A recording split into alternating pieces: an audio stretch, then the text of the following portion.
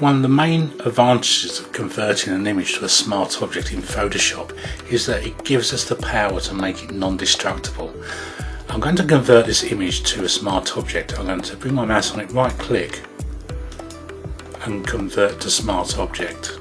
You'll see it's a smart object now. There's an icon in the bottom right hand of the image itself.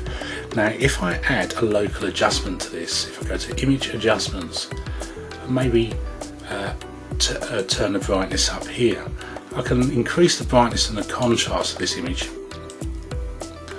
and I can press OK. Now normally if we add a local adjustment to an image, it will attach itself and we cannot re-edit that image. But as you can see now in the layers panel, smart filters, you can see underneath the layer, and there's another layer saying brightness and contrast. The brightness and contrast is added to the image, and what we can do now is re-edit the local adjustment if we wish. So if I double click on brightness and contrast, it'll open up again so I can readjust. I can add as many local adjustments as I wish, and they'll just add themselves to the image itself.